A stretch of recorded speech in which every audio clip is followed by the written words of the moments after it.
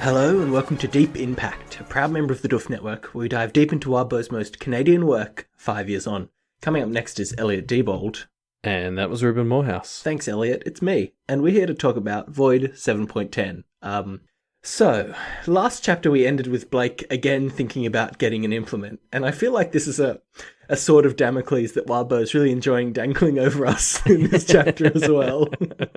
I mean, we already sort of talked about it last time, but we went through that whole thing in 7.8 where we talked about how bad the hyena would be as an implement. And like based on how this chapter ends, it almost feels like Wildbow must have read that comment and just decided to fuck with this user. And we've accidentally walked into it 5 years later because it's perfect. It's a real will they, won't they, isn't it? But we'll get to that later. So this chapter starts with Blake and his cabal standing around outside the demon factory, discussing how they'll survive if they go in. And that is a very generous if, because from this discussion, it seems like they're definitely going in. I mean, Blake's just really like a bit of a dog with a bone when it comes to this stuff. Like he won't let it go, and it's kind of noble. Like his need to fix these wrongs that he has encountered or overcome, like what he sees as his failures. It's kind of noble, but at the same time, stupid seems harsh. But it's just this sort of like what, chill out, dude. One step at a time. Like fuck. Yeah, and it is also kind of a dog move, may I say, because he's with all his cabal here, right? And it's very obvious that none of them want to go in. But of course, if Blake does, they will. And so he's just kind of like, yep, let's do it, gang. Yeah, I mean, they really are just his cabal now. Like, I sort of got the same vibe. I was like, why is nobody bringing up the fact that this is just pretty much a straight up cabal now? Like, we have Blake leading his group to the factory being like, okay, here's the demon, let's all brainstorm how we're going to take it out. Like, they're just straight up cabaling. Yeah, they're going with it, Yeah, you're right. it's I don't know. We'll see how it goes, I guess. Maybe it'll all work out. There's only one chapter left in this arc, so how bad could it be? I think pretty fucking bad is the response to that. I also just wanted to call out the opening paragraph, sort of jumping back a bit. I'm just going to read it out. The sudden shifts in weather had made for some spectacular changes in the environment. Ice had melted and refrozen into spiky groupings on branches. Tree branches hung low, and a mist hung over much of the area. And I just love how, because shortly after this, we find out that we're at the factory again. But immediately, this sort of description of nature, like it's all describing like nice trees and snow. Like it should be nice, but the language is very like everything's spiky and hanging over things, and there's really just this sense of like foreboding, I guess, or just like claustrophobia and danger. Yeah. Right from the get-go of this chapter, it's sort of like things are not okay. Things are changing, but they're not okay. Maybe what this is meant to imply is, conquest's gone but not forgotten. Like his direct impact has lessened, but he's obviously left his own kind of radiation, I guess, as it'll be termed later in the chapter, on the world. Or even if he's gone, that doesn't mean things are okay, basically. Yeah, you're right. It gives us a good foreboding sense before we even find out that it's the factory. I want to pull out this other line where Alexis asks, "How do we do this?" "Carefully," I said. Ty smirked. I think I was 5 the first and last time I found a line like that funny. Something I've noticed over this arc, I suppose, but over the course of the entire story as well, is I keep pulling out more and more joke lines, and I didn't really have this impression of the story when I first read it, but reading it more slowly, I'm really appreciating how funny this book is. Like, it's. I would never obviously say that Pact is a funny story, because obviously people would think I'm a monster if I think that, based on what we've seen so far. But like every single chapter, we have a few of these laugh lines that are genuinely like laugh out loud funny. I think Pact deserves a bit more praise than it gets for being a funny story. Yeah, no, I would feel comfortable saying Pact is a funny story, because I would agree that there's a lot of humor, but how dare you? Yeah, I wouldn't say it's mostly a comedy. Like I would not describe Pact as a comedy, but I would say that it's a comedy it's web funny. serial. Yeah, no, for sure. Yeah, you're right. There's a lot of humor injected between all of the pretty hectic stuff going on, and I think that makes it a lot easier to read. Like, it's not as heavy when between demon fights we have great sequences of Evan trying to hype Blake up to give him fire powers. Yeah. I mean, Evan carries a lot of this humor, in my opinion, or lightening the story. You're right that Evan does carry it in some ways, but I also think just the fact that we have this cast of, 4 or 5 characters who almost by definition aren't taking these things as seriously as they should. They are just a funny group, right? It does just lead to them having a lot of funny little character interactions. Like, you really feel like, oh, these people are friends, they make each other laugh, and they have fun hanging out. Yeah, I'm honestly a bit of a sucker for the whole, people not taking situations as seriously as they should humor style. Like, it sort of defines like Stargate and Archer and some other shows I'm a big fan of. I'm always a fan of that sort of thing. Yeah. And Pact does it a bit. Yeah. So as we mentioned, they basically talk about how it would be a terrible idea to go inside this factory, and everyone's pretty much convinced they shouldn't go inside, and then they plan what they should do when they're inside. So it's happening. Yeah, which I don't... Blake's just a bit of a maniac, isn't he? Like, there's no reason to be worrying about this right now. Yeah, take a day, man. Take a single day off, Blake. I think it said that he took at least most of a day off, but... Oh, okay, that's all right. I mean... That's all right. After being eviscerated like 6 times in the past week. Yeah, I mean, I'd take a week if I were him. But, he's just... He can't be stopped. And we'll get into that a bit more when the sisters have some stuff to say about it, I think. Yeah, true. There's one part that I want to touch on here, which is Blake has a little train of thought reflecting on Alexis as she goes to have a cigarette, and kind of thinking about the idea of finding beauty in rough textures. There's a line where Blake kind of calls Alexis beautiful, but kind of corrects himself when he accidentally calls her rough or crappy. But like he thinks that, right? I mean, like, obviously he likes or loves Alexis despite or because of her flaws, but it's weird that Blake isn't kind of able to say to himself, oh yeah, those things are flaws. Yeah, I mean, you're right. This sort of train of thought is all built around sort of him talking about how he thinks those little flaws and imperfections are kind of what make you unique and even more beautiful in a way. I mean, there's just a lot of Alexa stuff in this chapter. It has me very concerned, and I'll probably talk about that a bit more at the end. But there's a lot of Blake and Alexis noticing each other, noticing things, and yes, they seem very in sync and affectionate, I guess, sort of towards each other this whole chapter, and that has me concerned. It's never a good thing in a Wild West story, huh? So Evan comes back from a brief flight, and he talks about how he had a run-in with a hawk and was almost killed, in air quotes, I guess. And it was weird to me that, like, I know Evan's immortal and he wouldn't actually die, but he seems to be very okay with the idea of hawks almost eviscerating him. I mean, I guess he takes after Blake. Yeah, I mean, I'm going to give him the benefit of the doubt and assume that he's smart enough to think, well, if my escape powers can work on conquest, they'll work on a random hawk. That's fair. But yeah, I agree, because you're right. Even though he's immortal, Evan is definitely smart enough to realize that him being eviscerated by a hawk would take it out on Blake pretty hard. Yeah. So yeah, I agree. He seems cavalier, but he's an 8-year-old boy. It was a bit of an excitement. I guess you're right that he is like designed to escape things. So that's a pretty good point. And the other thing about Evan this chapter is we get the idea of Evan becoming a fire sparrow. Again, somebody in Blake's cabal recklessly seeds the idea of something awesome in Evan's head, and he runs wild with it. Yeah, the whole bit where Ty sort of brings up this idea and Evan's reaction to it is fucking cute and hilarious and great. Yeah.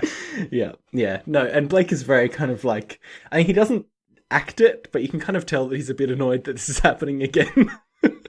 Oh, geez, I would even say he acts it. Like, he's clearly disapproving and just he doesn't outright say it, but I think you'd have to be a bit oblivious to not read between the lines of what he says to everyone about this. Yeah. I think he's trying to take the strategy of ignore it until it goes away. Yeah. Which is never going to work. Mm. But yeah, I don't know. This whole fire sparrow thing seems too good to be true for me. Like it sounds awesome. Like Evan's right. I love this idea of him becoming like a phoenix or something.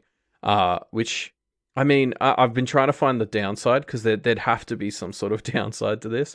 And I guess I worry what it might do to Evan's psyche, like changing himself on this sort of level. I wonder if that affects his personality in a bad way. Like maybe becoming more fire-based will, make him sort of rougher around the edges, which I don't know if I like the sound of. I would assume that becoming a fire sparrow or a phoenix would kind of take away from the inherent escapiness that he has because he is a sparrow. I don't know. That just kind of comes to the top of my head. It's like a side grade rather than an upgrade. Yeah. I mean, and it's interesting because people worry about, the symbolism of him being fire-based, considering that is sort of associated with hell and demons a fair bit. I don't know what a creation sparrow looks like, but I feel like that would send the best message. I have no idea what that even means. I guess we'll see.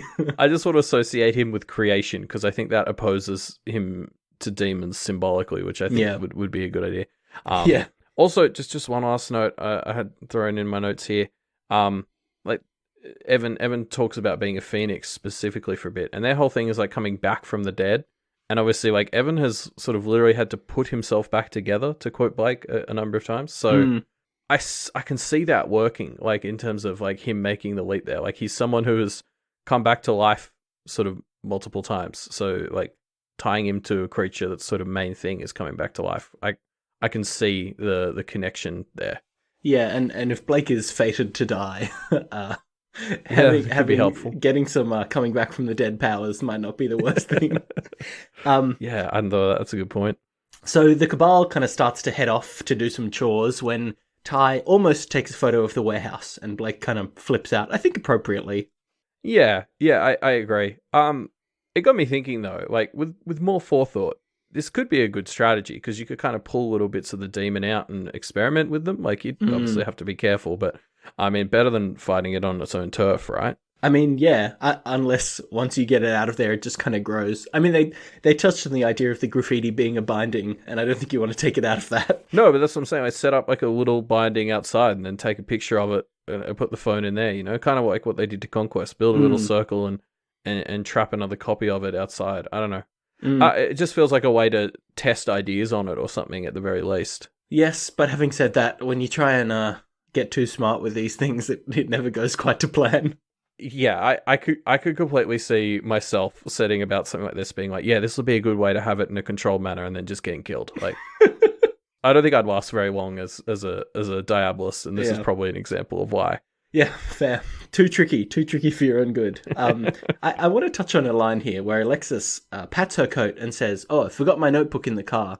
Maybe I'm being paranoid, but I don't trust anything being forgotten when we're around this factory, right? Like, something's going on with this notebook, Elliot. I'm calling it now." No, but does it make sense that she would forget her notebook in the car because of, like, I don't know, the radiation that's leaking out from the erasure demon? Or am I just reading too much into it completely? Yeah, have you seen my tinfoil hat anywhere? I can't find it. No.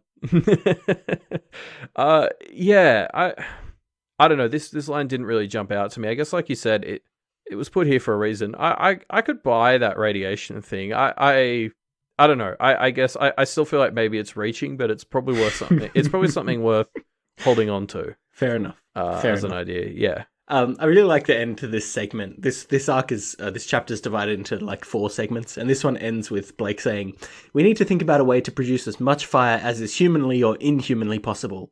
"Oh," Evan said, hopping around on my shoulder. Blake, I know," which is hilarious.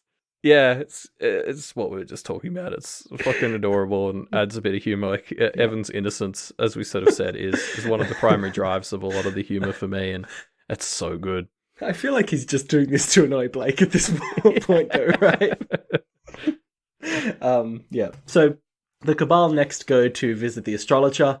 And it kind of becomes clear that they're going on a few chores here, talking to all of Conquest champions to basically ask them for permission to practice magic again, because obviously one of the rules of the Conquest contest was they can't practice magic, and that contest is technically still going. Yeah. And so, like, Diana has the coolest setup, like, ever. Like, I love this. Like, it almost seems like she's more of a technomancer than an astrologer. Actually got really mad when, like, Ty and Blake sort of encourage her to geek out on the specifics, and then it sort of cuts out, and it's just like, oh, that was pretty boring. And I was like, no. No, I want to see it. I guess that's the computer scientist in me wanting to see, you know, all this computer magic stuff. But I was like, oh, fair enough. But I'm really ticked off.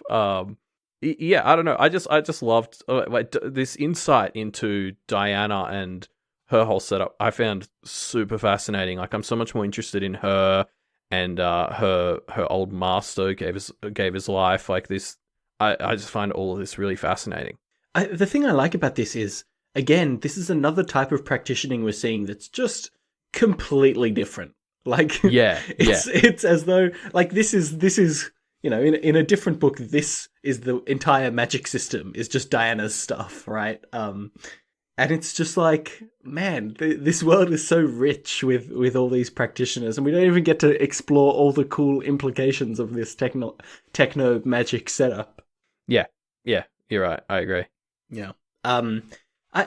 It's a nice little twist, I think, that Blake can't do any magic, right? Like, it's something that you don't really think of, but it's like, oh yeah, the Conquest contest is still going, so they have to go around begging for favors from all the champions. Yeah, it's a nice excuse to sort of have them travel around like this. Like, you're right, it sort of slipped my mind, and I think Blake had thought it off and on, but it's sort of like, it hadn't occurred to me that it was going to really be an issue until we sort of realized in this chapter, like, Conquest might be tied up for a fair while, so this is something that is going to have to get fixed. Yeah, and it's good to, it kind of serves a good narrative purpose as a little wind down and, like, checking in with some of these other characters that we know are still kind of out there and seeing where everything stands post the pizza meeting from last chapter. Yeah, exactly. So the astrologer kind of grants their permission, or at least gives her vote towards yes. But in exchange, they have to go talk to the Sisters of the Torch and try and kind of take the pressure off Diana a bit. Yeah. And so I guess just sort of talking of this whole plan, so getting everyone's votes.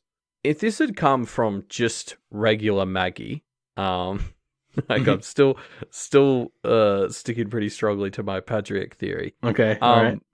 Like, I don't know. This plan didn't make sense to me at first. The whole get all of them to vote as the voice. Like, it seems like they're kind of pushing it. But like, I guess I'll go with it. But yeah, like, it's an interesting plan. I can see why Blake had it down as Plan B from the start. Yeah, that's fair. So I think the other thing I really like about this chapter is, ever since the Cabal was awakened, it's just been like high pressure, right? I mean, ever since we first met them, really. Yeah. And so it's nice to finally get a bit more of a feel of like who they are when they're just kind of hanging out. And that's what I think makes this chapter kind of feel fun, even though there's not really any plot development in this chapter. It's just, we get a chance to see this group of friends in their downtime, more or less, and geeking out about, you know, Diana's setup and all these little bits that are just kind of fun character interactions. Yeah, I agree. It's a nice sort of refresher on just, or not even a refresher, like, we learn a lot about a bunch of these other characters too. It's just a cool sort of like taking a bit of a step off the accelerator and just sort of getting to not deep dive, but getting to dive into a bunch of people, including the Cabal, who have been, as you said, have been around, but we haven't really had a chance to see them in a non-life-threatening situation. Yeah. Yeah, so next up we visit the Sisters of the Torch in their very gaudy church/sorority house, maybe. I mean, I got like day spa vibes from it. Yeah, that's like fair. there's little corridors of water running along the edges, and everything's cherry wood and golden, and there's candles. Like, I take it back. The sisters have the coolest setup. Yeah, they're just business women who like meet up to do their magic club at a day spa. Like, how do I sign up? This is awesome. Yeah, and the thing I like about it is we've kind of got these notes of the sisters being more powerful than they seem. They've always been a bit weak, obviously, in Blake's interactions with them so far, but there's this one part that I really like that I don't think we pulled out, but where Blake thinks, like, oh, this is actually impressive. Not as impressive as Conquest's territory, but actually, if Elder Sister does become the Lord of Toronto, I can see how this would be, like, on Conquest's level, which I think is a very nice little characterization beat. Yeah, and definitely hammers home that idea that they aren't to be, underestimated. Yeah. I love the costumes. The outfits that they're wearing, I suppose. Every one of the sisters wore a deep burgundy robe with one sleeve longer than the other, their faces largely hidden but for their lips, which were painted red. Which I just think is a great evocative description of them, like, shrouded in shadows, but you can just see their red lipstick poking out from under it. It's very, like, it's perfectly on point for the sisters again, which I love. Yeah, it perfectly suits that, like, classic secret society type thing, like the robes and all that, and fits into their fire elemental theme as well. Yeah. It's great. And then the initiates, the pledges to the sorority are wearing sleeveless versions of the robes with hoods though, which I think is fun. Yeah. So Elder Sister says something to Blake here, basically implying that he's not as affected by karma as he thinks, and Blake's response is, so what, the universe's vendetta against me is just a pattern I'm imagining? And Elder Sister's like, yeah, maybe. Like, it's interesting. I don't agree with it. I think we've seen enough, bad fortune for Blake that I don't think it's right, but I don't know, it's an interesting point. Yeah, I found it super interesting. Like, I sort of sat with this for a little while and had a big think about it, and I think...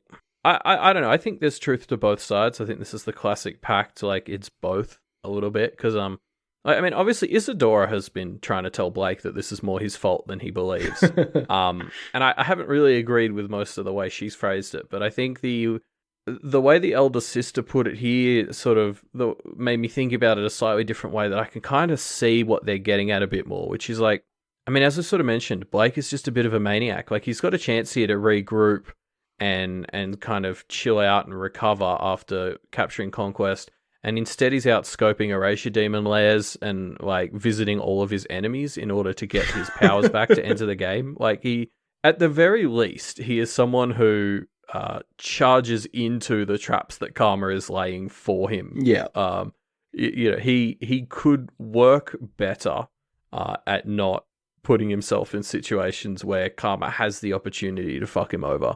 Yeah, you're right that he makes it a bit too easy for karma, doesn't he? And then he's like, oh, it's not me, it's karma's fault. I don't know. You're right that's a weak justification when he keeps taking that path that he takes. Yeah, it's like if the universe is conspiring against you, don't keep walking across tightropes, basically.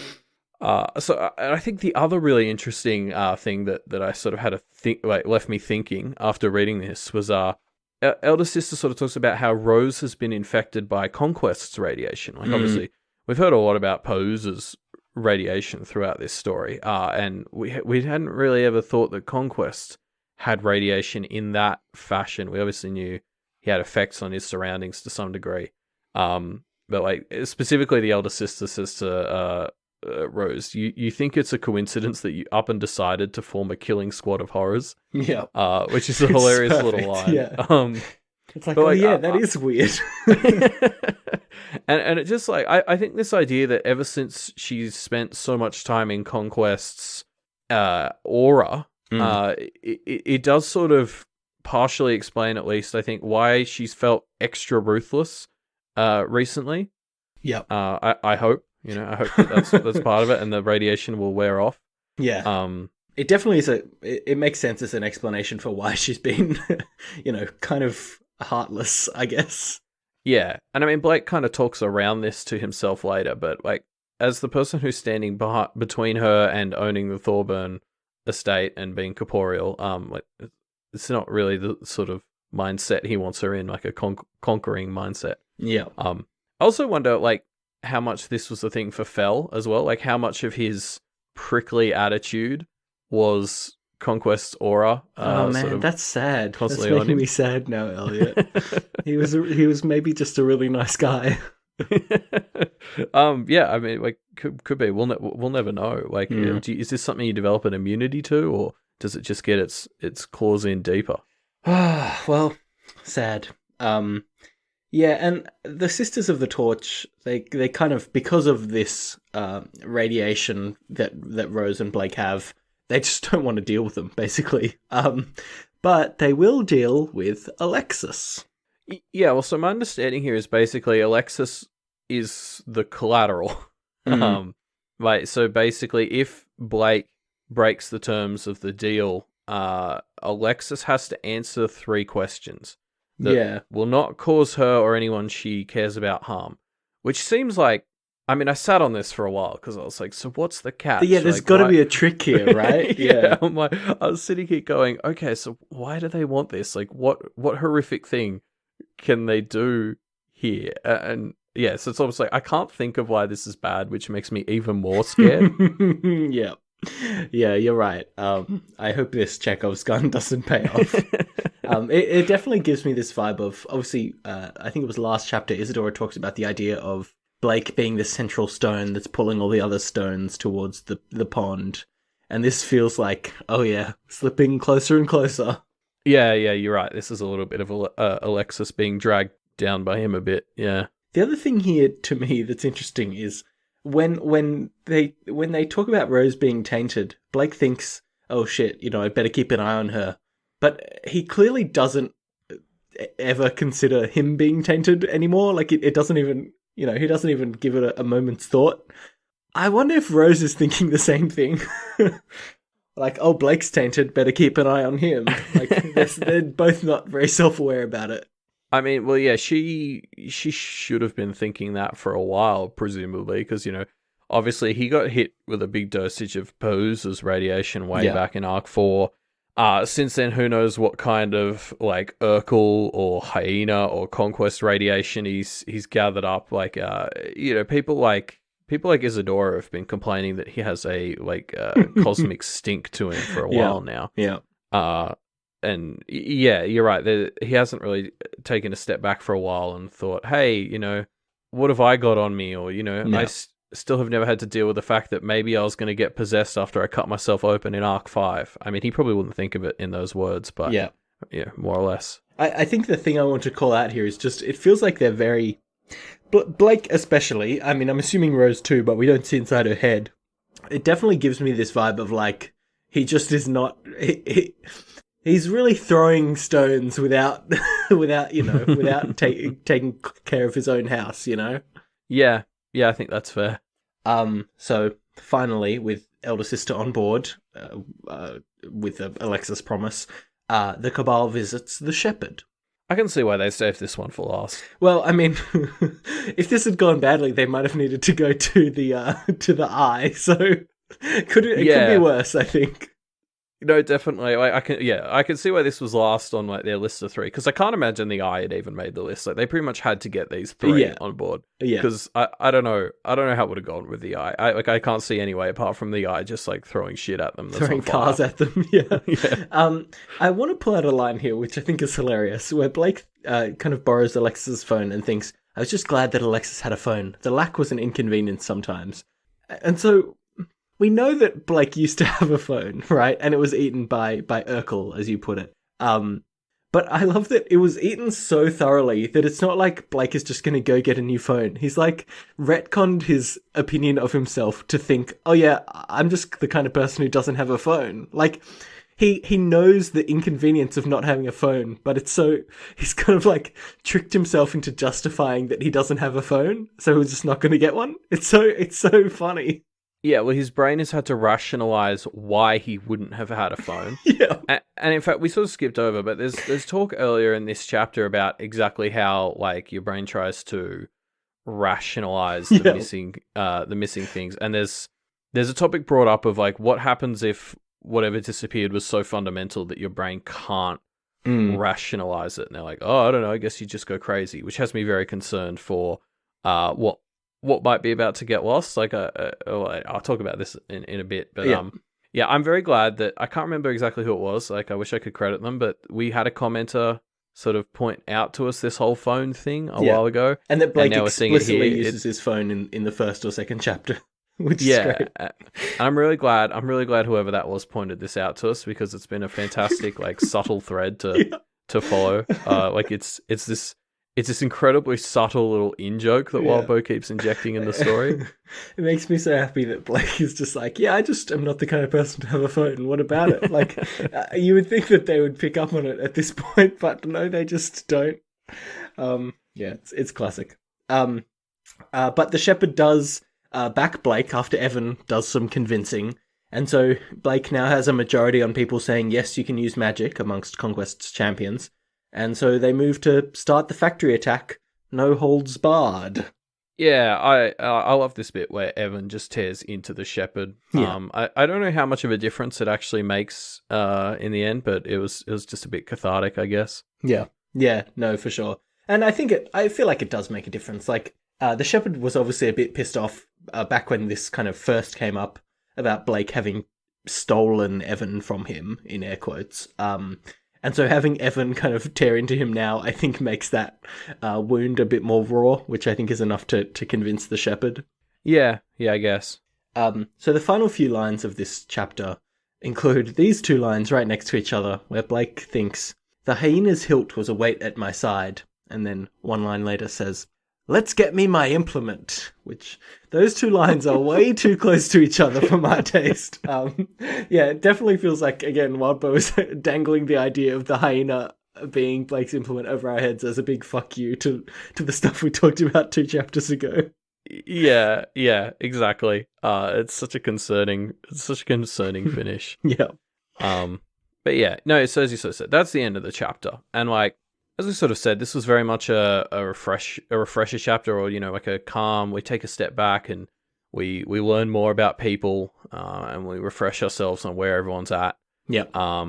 And it's so interesting that that's happening, what I know is one chapter before the end of the arc. Like, that makes me think this is sort of a calm before the storm. Like, I feel like we're leading up to something big next chapter, but there are almost so many things we caught up with or learnt about. Like, it's too many pieces, and I'm not sure how they all fit together. What do you think is going to be the big thing? Yeah, my best guess at this point is I think with all the Alexis glancing going on, and the talk of how your brain tries to reconcile losing something so precious to you, I'm worried Alexis is going to bite it to Urkel next chapter. So I mean, that's my best guess, and that'll do something to Blake. Like, his brain won't be able to process someone so fundamental to his existence disappearing. Is this? Do you feel strongly enough about this to stake a prediction on it? Yeah, sure. I mean, I probably don't, but you miss 100% of the shots you don't take. That's what they say. All right, I've written it down. It's an official prediction. I think I get what you're saying, but I think thinking about the Knights of the Basement, I think it's impossible that they didn't lose people that were really close loved ones to them, right?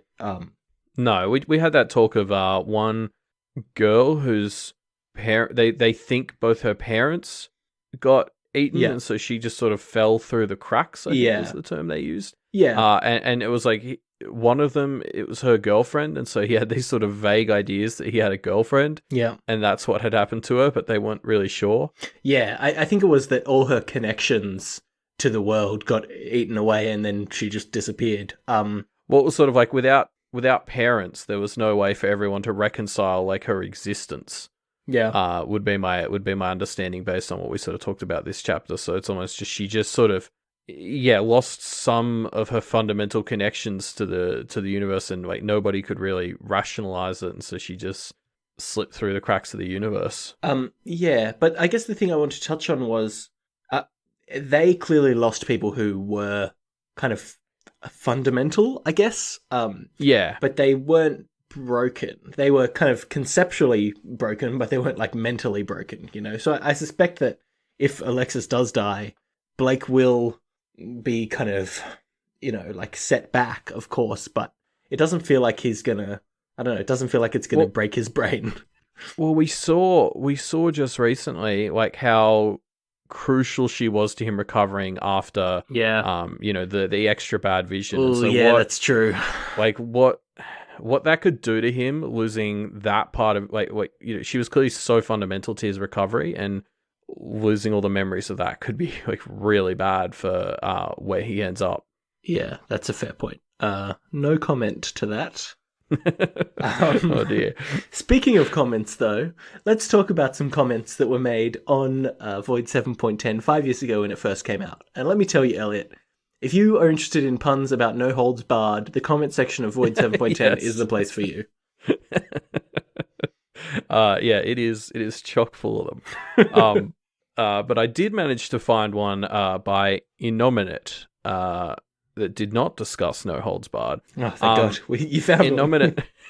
Innominate actually brought up like a number of interesting points, and I just wanted to highlight like a couple that I thought were particularly interesting. So something that I had missed until Innominate brought it up was there was no mention when they met the shepherd of like maybe trying to get Fell back or anything, which is just a bit of like, cold, fuck, guys, isn't it? At the very least, there should have been hey, do you reckon we can get Fell back? And the shepherd would have been like, would have shake his head or whatever, mimed fuck off or something, just throw them the finger, yeah.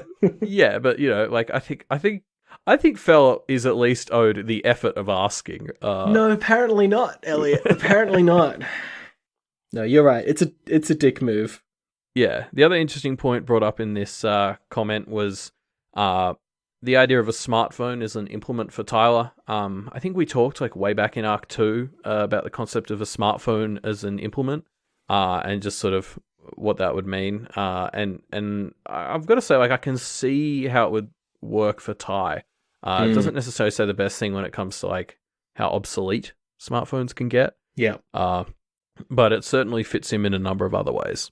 Yeah, there was a comment underneath this one that talked about phones being obsolete after 1 or 2 years and that not being a great idea.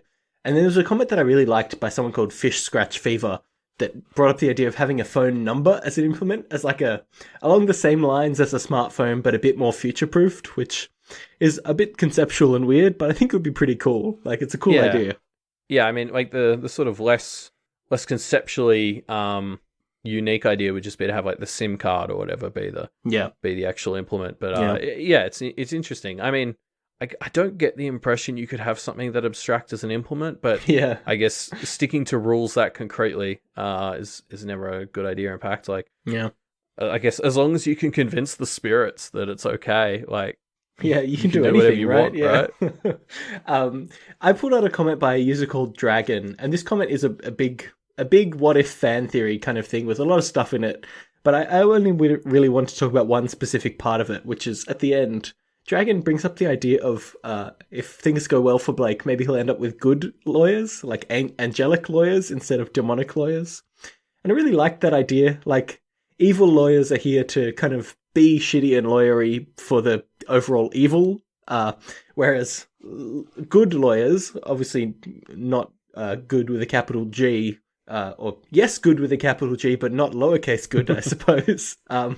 They wouldn't be like super nice people, presumably, but they'd be kind of sanctimonious and they would do shady stuff, but it would be in the end for the greater good, which is totally Blake's whole MO anyway. So I think it kind of fits having these shitty angelic lawyers on side. Cool. It's a cool idea. I think it's a cool idea, and I'd like to see it in the story. I mean, I think the whole concept of the Black Lamb's Blood type Diabolist that Blake is sort of going for is that idea of like working in the dark to serve the light, which is sort of the kinds of lawyers you're talking about, I think. I mean, it's interesting. I think in Black Lamb's Blood, maybe that was the chapter, there was a mention by the author, who obviously had a religious upbringing, that maybe they talked about angels as a thing. Yeah. Like, which is interesting because we haven't really seen anything from like the capital G good side. I mean, I have to imagine that they do not conform to my like modern lowercase g understanding of what good is. Because otherwise I feel like they'd be doing more. But maybe they're just keeping away from Blake, honestly. I mean, I always liked angels as they were introduced in the original part of supernatural I as knew the you were sorts going of to bring this up. yeah, as like the warriors of God. Yeah. That's always been my favorite interpretation of like, they're warriors of capital G good, but they're kind of dickheads. And Yeah. I mean, I don't know if we'll ever see an angel in Pact because we haven't so far. So Yeah. I'd be interested to see what I guess they'd sort of be the warriors of creation and upholding karma as it currently is, I guess. I don't know. I guess we'll see. Yeah, you're right. It would not. be very interesting. I really like the idea of taking biblical good and evil and adapting it to a modern story. Actually, speaking of, I knew it. What a segue, am I right? On Media MD, the episode that just released yesterday, our other show, we just did an episode talking about good omens, which, oh boy. If you like good and evil talk, this is the book for you. Yeah, I mean, obviously, Good Omens was a great. It's by Terry Pratchett and Neil Gaiman, so it's fantastic, and obviously deals with a lot of the same, or it shares a lot of source material. They're both dealing with a lot of theological stuff. Yeah. So if you like Pact, maybe give Good Omens a chance. The TV show or the book. I'd probably recommend the book at this point. But you can hear more on that in our Media MD episode. Yeah, if you want to find that, you can check out our website, which is mediamdpodcast.com, or our Twitter, which is @mediamdpodcast. Yes. Speaking of the Media MD Twitter account, that is actually where you can find the live reads. So I've started doing live reads of the chapters on my first pass. So I just did one for this very chapter, 7.10. So you can find that on Twitter. And probably within 24 hours of this chapter going live, I'll be doing one for 7.11. So, you don't subscribe on Twitter, you follow, do you? Yep, you're getting there, Elliot. Do you still do you smash the follow button? Yeah, you smash that retweet button on Twitter. Okay, yeah.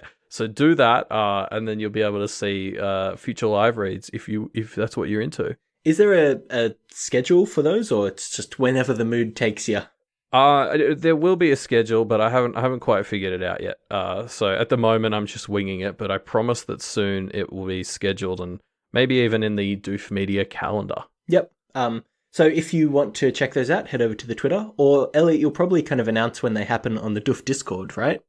Yes, I'll definitely be posting links as I get started on the Doof Discord. The Doof Discord, what's that? Of course, is one of the perks for becoming a Doof Patreon, and it's one of the best ones, and it's only at the $1 level, so it's definitely worth it. You say this every time, Elliot. It's driving me mental. So Patreon is like the site, but if you back it, you're a patron.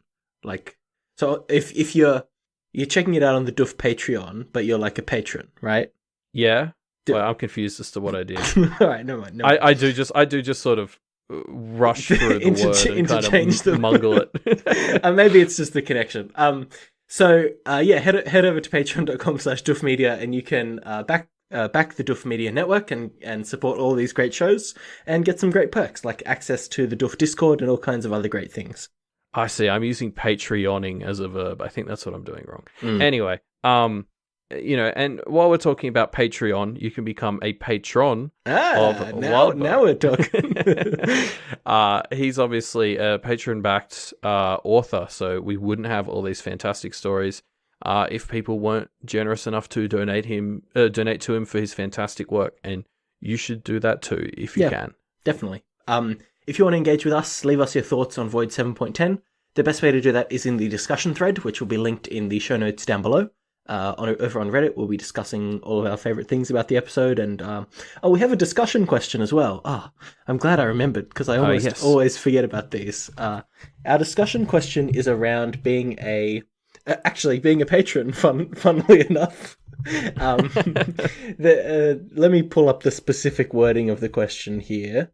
It's choose another that you wouldn't mind being the pet or familiar of. Why? There's already some great answers in our discussion thread from 7.9, so make sure you leave us those answers in this discussion thread, and we'll get back to it next episode. Yes, and so apart from that, we'll see you all next episode, which of course will be 7.11 on Monday the 1st of July. And enjoy Mario Maker, everybody. We'll see you next time. Heck yeah.